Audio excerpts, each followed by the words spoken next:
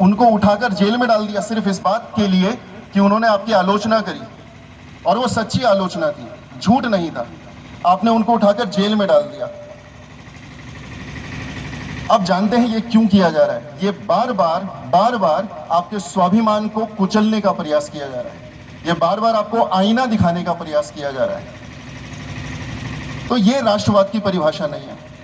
और राष्ट्रवाद कोई हमको सिखाएगा, राष्ट्रवाद कोई हमको सिखाएगा।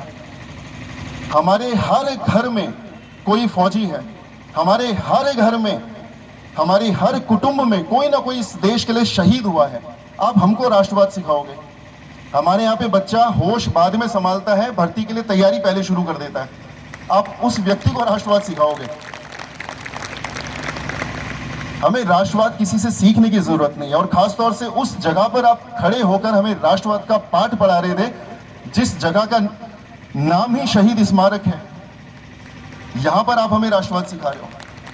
तो अगर इनका राष्ट्रवाद भ्रष्टाचार में लिप्त है तो उस राष्ट्रवाद को सुधारने की जिम्मेदारी भी हमारी है, क्योंकि समस्या राष्ट्रवाद में नहीं है, समस्या उन लोगों में है जिन्होंने राष्ट्रवाद का दुरुपयोग किया अपनी जेबें भरने के लिए, जिन्होंने राष्ट्रवाद का दुरुपयोग किया हमारी बेटियों की अस्मिता लूटने में, हमारी जमीनें लूटने में, हमारे लड़कों को जेल में डालने में। हमें उनसे समस्या है। मूल निवास भू कानून क्यों चाहिए हमको? मूल निवास क्या मिलेगा हमें मूल निवास से? अगर हमें मूल निवास मिल भी जाता है तो मूल निवास से क्या हमें नौकरी मिलेगी? क्या हमें संपत्ति का अधिकार मिलेगा? हमें मिलेगा क्या? हमें एक पहचान मिलेगी, हमें अपना सम्मान मिलेगा, हमें अपना स्वाभिमान मिलेगा, क्योंकि मूल निवास में जो मूल है, वो मूल का मतलब है कि आप हो कौन, आपकी पहचान क्या है, आपकी संस्कृति क्या है, आपकी भाषा क्या है। मूल निवास मांगा जा रहा है अपने मूल को बचाने के लिए, अपनी संस्कृति को बचाने के लिए। और मैंने पहले भी कहीं कहा था, अगर आप इतिहास पढ़ें, रामायण आप सब जानते हैं, महाभारत आप सब जानते हैं, अगर आप उन कहानियों के ऊपर गौर करें तो आप एक चीज पाएंगे कि एक समाज जब दूसरे समाज को नीचा दिखाना चाहता है, जब उसे कुचलना चाहता है, तो वो दो चीजों के ऊपर अटैक करता है। सबसे पहले उसकी संपत्ति और दूसरा उसकी महिलाओं की अस्मिता। रावण ने जब सीता हरण किया था तो वो एक चुनौती थी राम के लिए कि तुम्हारे कुटुंब की बहू को लेके जा रहा हूं, तुमसे जो बन पड़ता है तुम करो। यही हमें यहां पर देखने को मिल रहा है। सबसे पहले एक लचर कानून बनाया, भू कानून बनाया और आपसे आपकी जमीनें छीन ली गई। दूसरा अटैक यूसीसी के माध्यम से आपके ऊपर किया गया, यूनिफॉर्म सिविल कोड। ये एक बहुत बड़ा कानून है जो कि इस वक्त देश के लिए आवश्यक भी है, लेकिन इसके जो दो प्रावधान हैं उनके साथ समस्या है। पहला प्रावधान है लिव इन रिलेशनशिप, जिसको एक बहुत फैंसी नाम दे दिया गया है लिव इन रिलेशनशिप, लेकिन अगर आप उसे ठेठ भाषा में बोलो तो वो है अवैध संबंध। वो अवैध संबंध है। आप में से मुझे कोई बताएगा कि कब हमारी संस्कृति में अवैध संबंधों को मान्यता मिली? वो गलत संबंध है, वो अवैध संबंध है। आपने उत्तराखंड को चुना, जिसको आप देवभूमि कहते हैं, धर्म नगरी कहते हैं। आपने अवैध संबंधों को रजिस्टर करने के लिए अगर कोई राज्य चुना तो वो उत्तराखंड चुना। आप जानते हैं क्यों?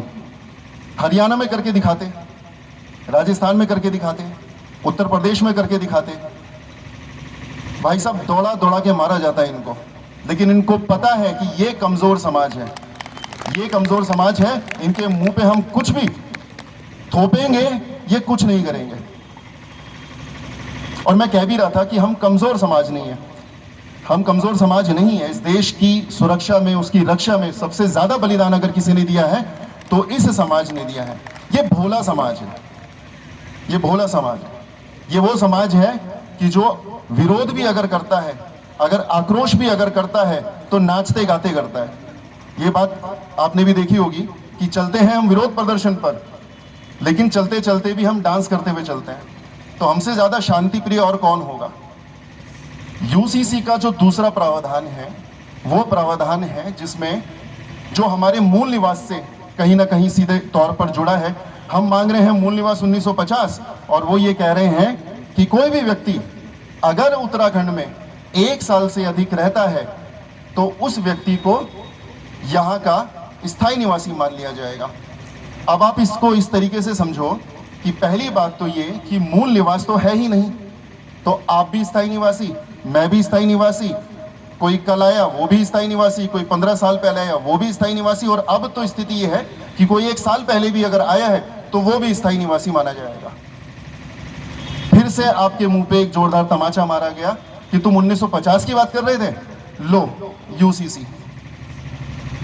ये बार बार छेड़ने की कोशिश हो रही है, ये बार बार नीचा दिखाने की कोशिश हो रही है। और ये कर कौन रहा है? कई लोग तर्क देते हैं कि मुख्यमंत्री भी तो पहाड़ी है, आपके कैबिनेट में आधे से ज़्यादा लोग पहाड़ी हैं, यहाँ के मूल निवासी हैं। देखिए, आपको समझना पड़ेगा, हमारे मुख्यमंत्री केवल नाम के धाकड़ हैं, काम के धाकड़ नहीं हैं। हमारे मुख्यमंत्री एक फैसला खुद लेके दिखा दें, एक फैसला। मुख्यमंत्री वही करते हैं जो दिल्ली वाले चाहते हैं, दिल्ली वाले वही चाहते हैं जो हमारे व्यापारी चाहते हैं, बड़े व्यापारी, कारोबारी चाहते हैं, अंबानी, अडानी, गुजराती। जो जितना पैसा दिल्ली को देगा उतनी जमीनें उसको उत्तराखंड में दी जाएंगी। ये इस तरह का नेटवर्क है। तो ये जो तर्क दिया जाता है कि मुख्यमंत्री भी हमारे समाज से है, वो हमारे समाज से नहीं है, वो केवल मुखौटा है हमारे समाज का।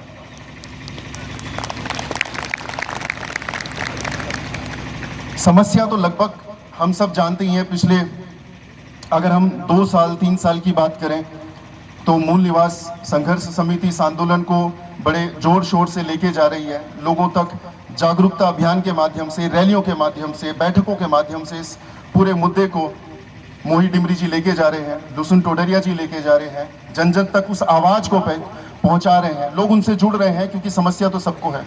लेकिन पिछले एक महीने में जो उबाल लोगों में आया, वो उबाल इस बात का प्रत्यक्ष प्रमाण है कि पीड़ा सबके मन में थी, लेकिन उस पीड़ा को व्यक्त करने के लिए एक मंच नहीं मिल पा रहा था। और वो मंच अगर किसी ने हमें दिया तो हमारे प्यारे मास्टर जी ने दिया। क्या लड़े साहब आप, क्या लड़े। मुख्यमंत्री बिठा दिया आपने, कैबिनेट मंत्री बिठा दिया आपने, घर घर घंटियां बजाने के लिए मजबूर कर दिया कि राष्ट्रवाद के नाम पर एक वोट दे दो। क्या लड़े, इतिहास बना दिया आपने। और आपको याद रखा जाएगा इस बात के लिए कि समाज को आपने एक किया। जो समाज बटा हुआ था उसको आपने एक किया, उसको आपने इस बात का एहसास दिलाया कि तुम कमजोर नहीं हो, अगर संगठित हो तो तुम सुरक्षित हो, तुम शक्तिशाली हो। और ये एहसास आज हम लोगों के दिल में है कि हम अब केवल मार खाने के लिए नहीं है, अब अगर जरूरत पड़ी तो मारा भी जाएगा, मारा भी जाएगा। अगर हम बॉर्डर पर मार सकते हैं तो यहां पर भी मार सकते हैं। वो जो आत्मविश्वास है वो इस इलेक्शन के बाद हम लोगों के अंदर आया। लेकिन फिर बड़ा सवाल होता है, अब आगे क्या, अब क्या करेंगे? अब फिर से किसी इलेक्शन का इंतजार किया जाएगा और फिर से हम अपने अपने घर चले जाएंगे? क्योंकि एक समाज के साथ दिक्कत ये है कि फिर से कोई नया मुद्दा आएगा, हम उस मुद्दे की तरफ चले जाएंगे, फिर कोई और मुद्दा आएगा, फिर हम उस मुद्दे की तरफ चले जाएंगे। ये लोग तमाशा दिखाते रहेंगे और हम लोग नाचते रहेंगे। तो अब आगे क्या है, आगे की राह क्या है? उसी राह के बारे में आपसे चर्चा करने, आपके विचार सुनने, हम आगे क्या कर सकते हैं, कैसे संगठित हो सकते हैं, किस प्रकार हमें संगठित होना है, उसी विषय पे आज चर्चा करने के लिए ये स्वाभिमान शंखनाद रखा गया है। शंखनाद का मतलब है शुरुआत, और अब जो शुरुआत होगी वो संगठित शुरुआत होगी। तो उसका रूप क्या होगा, उसका स्वरूप क्या होगा, ये आप लोग बताएंगे। क्योंकि आंदोलन का काम इतना है कि वो आपको ये बताता है कि जिनके हाथ में सत्ता है वो गलत लोग हैं, लेकिन आंदोलन का काम आपको विकल्प देना भी है। तो आपको ये एहसास तो करवा दिया गया है कि आपके साथ गलत हो रहा है, लेकिन अब इसका दूसरा चरण ये भी होगा कि आपको एक विकल्प चाहिए नहीं चाहिए, किस प्रकार का विकल्प चाहिए, इसका फैसला भी आप ही लोगों को करना होगा। तो मैं आप सबसे ये विनती करना चाहूँगा कि आप लोग अपने अपने विचार हमारे सामने रखिए और कोशिश करिएगा कि आपका जो सब्जेक्ट हो वो यहाँ तक सीमित रहे कि आगे की राह क्या है, आगे हम कैसे बढ़ सकते हैं, कैसे संगठित हो सकते हैं। तो मैं तो आगे की जो पूरी प्रक्रिया रहेगी वो यही रहेगी कि मंच जो है उस मंच के माध्यम से हम लोग आप लोगों से जुड़ेंगे, आप लोग हमसे जुड़ेंगे और मिलकर एक फैसला लेंगे। और मैं चौहान जी को निवेदन करना चाहूँगा